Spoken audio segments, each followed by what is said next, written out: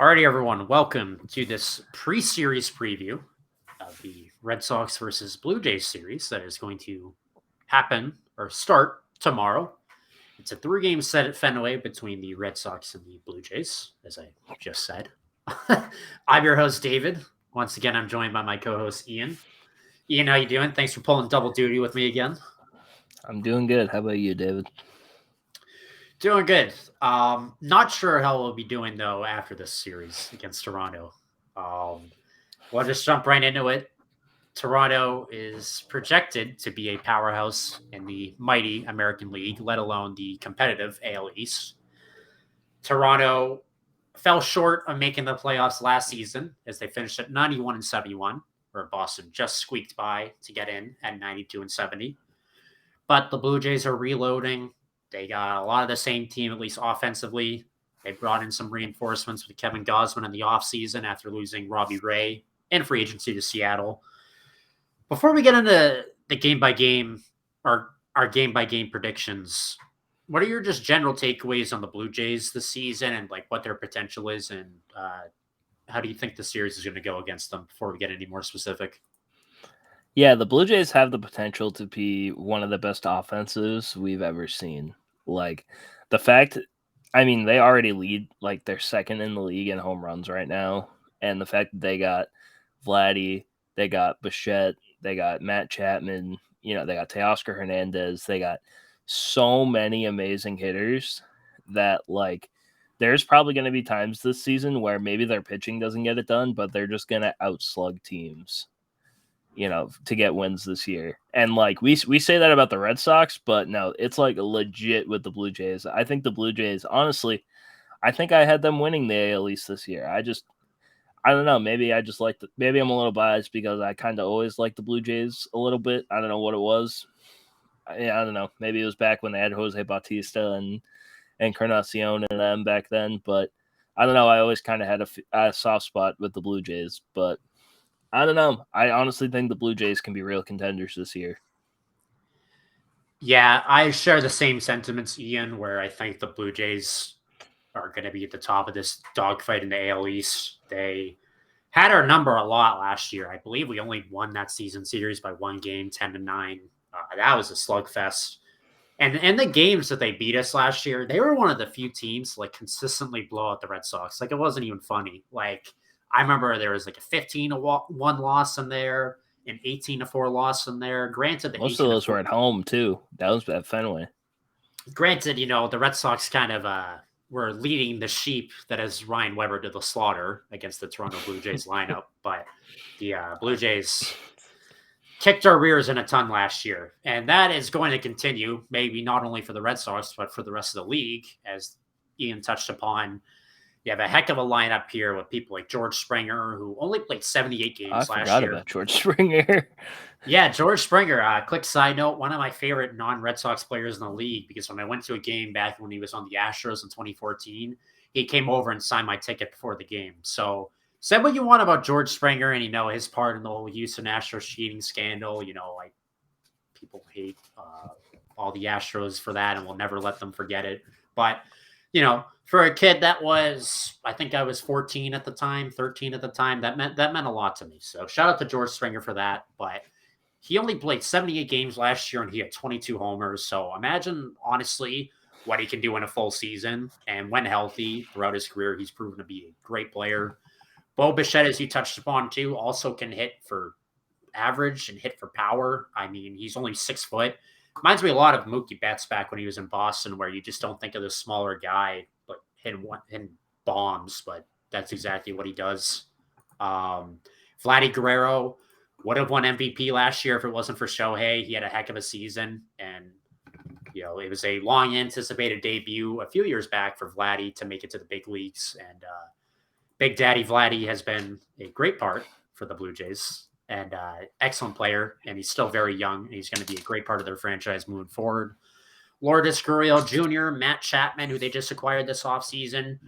Just so many powerhouses. I could go on and on. I even looked at someone like the Santiago Espinal, who the Red Sox traded to the Blue Jays, now factors to be an important part of their team. The Red Sox are going to have their hands full with this lineup. And, without bearing the lead, it's I genuinely think this is going to be a very tough series for the Red Sox, and it's by far the toughest test for the team to date this season. Yeah, and I mean, I've used this sentiment with the Celtics, but it kind of can apply to any team. You have to beat good teams to be the best team. So, if the Red Sox want to be taken seriously this season, they have to kind of perform against teams like Toronto, who are not even only one of the best teams in their division, they're one of the best teams in the entire league. So, it'll be it like you said, it'll be a huge test for the Sox to see how they hold up, and it could end really, really badly in some situations, but at the same time, who knows? Maybe the Red Sox they can rise from the adversity. Yeah, my MO for this series coming up is prepare for the worst but hope for the best. I think that's a good way, optimistic way to look at it. So, pitching matchup in the first game of this 3-game set is Yusei Kikuchi on the mound for Toronto versus Nate Eovaldi on the bump for Boston. So far this year, Kikuchi for Toronto is 0-1 with a 5.40 ERA. He spent 3 years in Seattle. Never really the flashiest numbers, always had a pretty high ERA. And then for Boston, you have Eovaldi, 1-0 this so far this year with a 4.50 ERA. Last start against Detroit last week, he went 5 innings pitched, 2 earned runs. So an improvement from the first start against New York. We're still waiting for that nasty Nate that we all know and love to come out. But again, early in the season. But I don't know. I don't really know what to take away from this matchup. But again, without burying the lead too much, I think if the Red Sox are going to be able to take a game in this series, I feel like this is the one you can take with our ace on the mound. Definitely, and I mean, I was never really high on Kikuchi. I know he was kind of hyped when the Mariners signed him, but I never really saw much potential in him. He kind of could never. He really never put it together. He was an all-star last year, but after the all-star game, he kind of fell off a cliff. So, I mean, granted, he's can probably change in Toronto. Toronto has. It appears we've had some lag issues here. I don't know what happened, but I'll just keep talking. Oh, here we go. Everything Sorry, good? No, you're yeah, good. I don't know what happened. My computer just shut down. Anyway, as I was saying, I was talking about Kikuchi. The Red Sox historically, I think they've hit him around before, if I'm not mistaken. I feel like the Red Sox have done pretty well against him in the past, but don't quote me on that because I might be wrong. Anyway, I think it, like you said, if there was any game the Sox were going to win in the series, it would have to be this one. I agree. And going off what you said, if it's true that we have hit around Kikuchi in the past, I feel like the perfect formula for this game is, Toronto has given us a ton of whoopings over the past, at least last season. They did it a lot, like we talked about at the top of the show. I feel like we can hit around Kikuchi, and then if Eovaldi can just hold his own against the Toronto lineup at least 2 times around through the order, I think we can hold on and win this game for sure. And this could be a game where we talk about the Red Sox scoring a lot of runs. And, this is one you have to get. If you want to take any games in the series, you have to get the one with the ace on the mound, like I said. Definitely. So heading into the second game, this 3-game set, you have Jose Barrios on the mound for Toronto versus Nick Pivetta on the bump for Boston. Barrios so far this year is off to a rough start. He has no record with an 11.81 ERA. Toronto, of course, famously traded for him last year at the trade deadline, acquiring him from the Minnesota Twins, and I believe they inked him to a long-term extension as well. So he factors to be a big part of Toronto moving forward. He's always had a respectable ERA, but as I talked about, he's had 2 rough starts to begin the year against the Yankees and Rangers. And on the other side, you have Nick Pivetta, who so far this season is 0-2 with a 9.39 ERA. We talked about in the post-series recap that we just filmed for the Red Sox and Twins. I went to the home opener and saw Nick Pivetta only go 2 innings. And so far, both outings, that one and the one against New York at the beginning of the season, have not been great for Pivetta. This scares me, this matchup, Pivetta versus the Toronto offense, because Pivetta is another pitcher in the Boston staff who has struggled so much up till this point in the year with the home run ball. And in short, We just need Nick Pivetta to go longer than 2 innings, which hopefully that isn't much to ask for, but I don't like the Red Sox odds if I'm being completely transparent in this game of Pivetta on the mound because I feel like so many people in the order can just have a field day with Pivetta and take him deep so much it's not even funny. Yeah, it was kind of funny story. I remember last year because one of those games that we were talking about, those like 15-1 games, that happened when Pivetta was pitching. I remember because my friend went to that game and they lost like 18-1, and Pivetta got kind of knocked around the last time he played with against the Blue Jays. But like we said, I'm hoping that Nick Pivetta can bounce back. Like you said, like we've said in the past, we want to see more out of Nick Pivetta. He had a pretty solid season last year. We kind of wanted to see him build upon that, and if we kind of need him to pitch at least more than 2 innings, like you said. But honestly, I'm kind of hoping that Nick Pivetta can kind of find it. And Jose Barrios hasn't had the greatest start to the season, although, the Blue Jays and a lot of other people are really high on him. And, he's kind of like Nick Pivetta in a way where they're both kind of inconsistent pitchers that at times can run into problems. So I don't know, maybe the Red Sox can steal this game as well. But, like we said, we kind of have to hope that Nick Pivetta can limit the damage when it comes to having to face the Blue Jays lineup. Yeah, the thing that scares me is if we can win a game like this, which would be great, and say that Barrios and Pivetta, history continues to repeat itself where they have another bad start on both sides. I genuinely don't think the Red Sox can win a track meet against the offense in the Toronto Blue Jays. Like, if this is an offensive shootout, Toronto's offense, I believe, would have the edge. And that's where it gets scary, too, because it's going to be really hard to beat this Toronto team because I think if it's a low-scoring game, I remember there was a low-scoring game last season against Toronto where we were holding them 1-0 the whole game.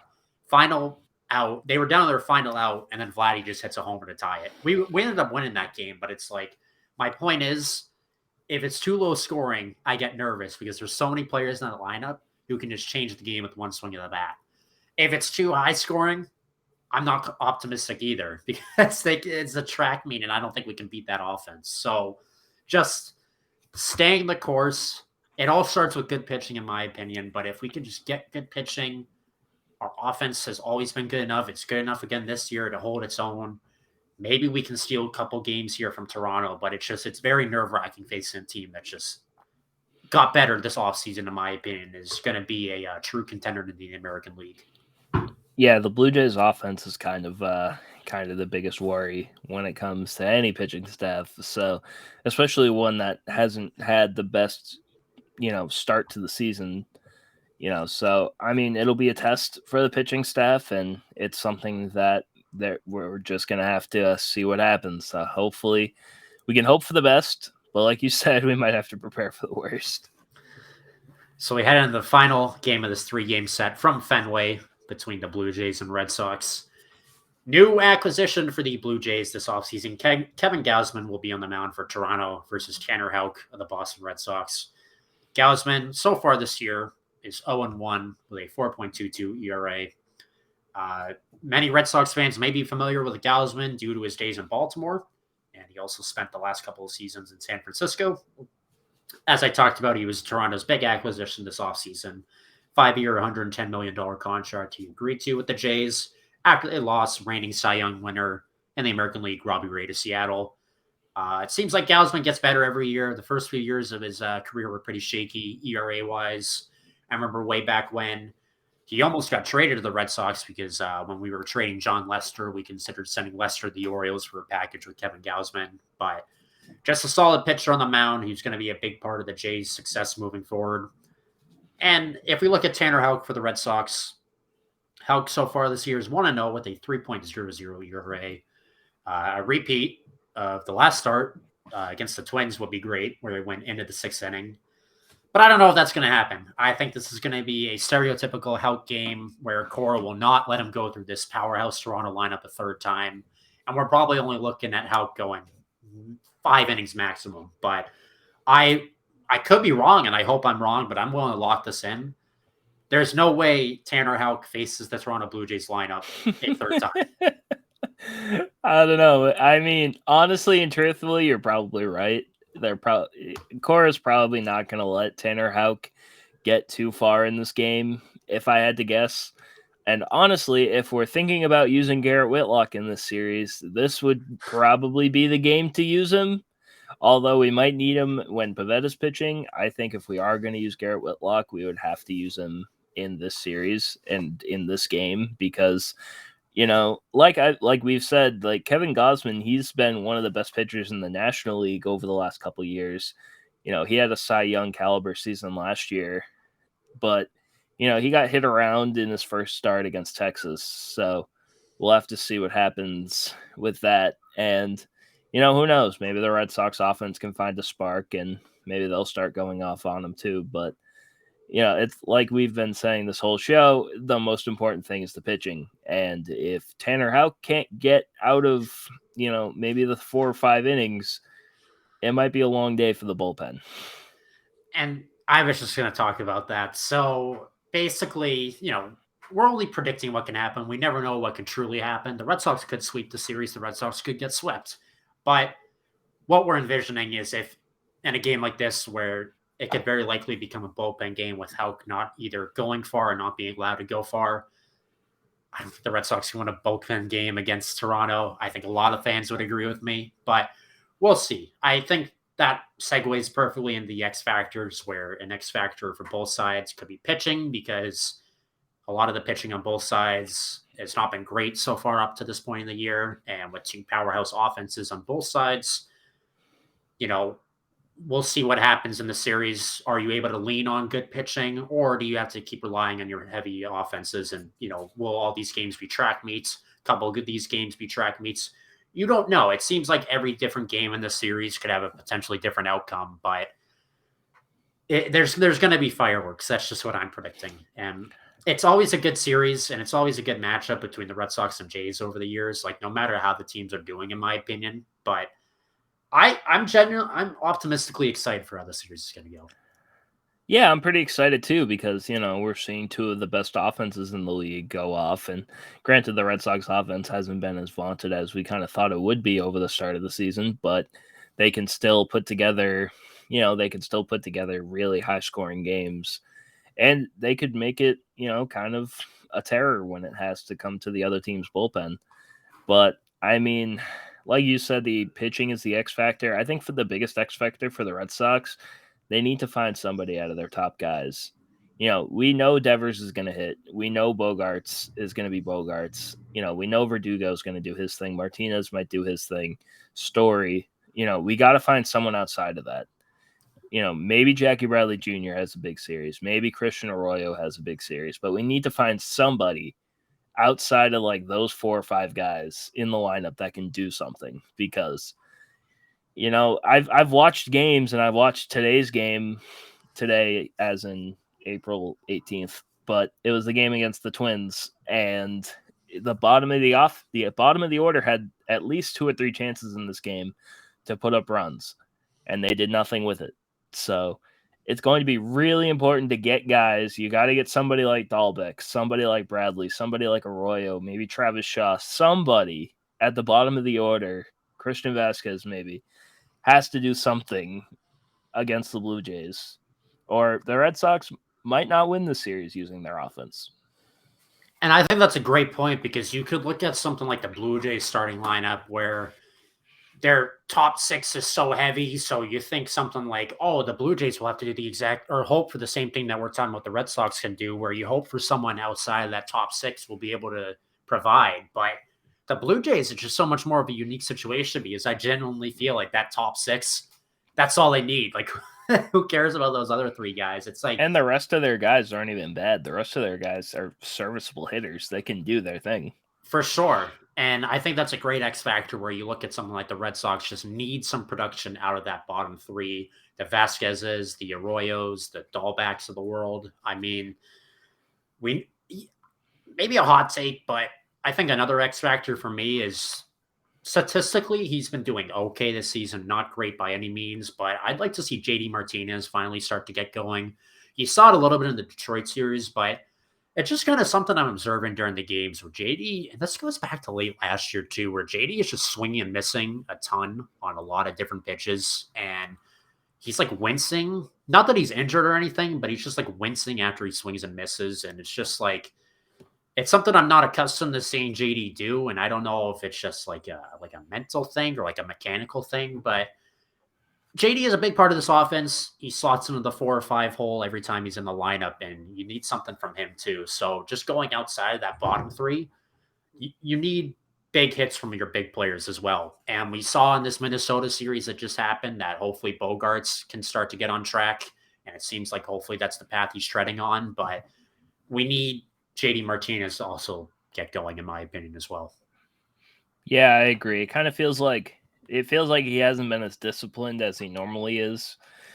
Granted, JD Martinez is one of the best hitters in baseball when he's on. So, I don't know how concerned we should be just at the start of the season. I don't remember him he had an insane start last year. And, maybe we just can't expect that as of right now. And, this is going to be an obvious thing where there was only like a 3-week spring training period. So it's going to take time for players to get back into their own routines. And maybe this is just something that JD Martinez has to work through just in the month of April. So we'll see if it matters. But as of right now, I think, like what you said, David, we kind of need to see a little more out of JD Martinez if the Red Sox want to have a chance in this series. So Do you want to point out any other advantages, disadvantages, X factors for each side that we didn't touch upon? I mean, I think we covered a we've lot. talked about the bullpen enough, but you know, we need somebody outside of Garrett Whitlock to do something, please. Anybody. Because Honestly, Whitlock's and guess what? Phillips Valdez, as much as he was kind of a polarizing figure last season, he didn't pitch that bad in the Twin series. I was satisfied with the way Phillips Valdez pitched. So, if it's him, if it's Ryan Brazier, if it's Cutter Crawford, if it's Diekman, Strom, I don't care who it is. They need somebody that they can rely on coming out of the bullpen. Yeah, because if we get in a situation where we have a lead late, it's just going to be scary as is going against the Blue Jays, but we need people to, come in from the bullpen and close out games for us because, again, it's so early in the season, very early April.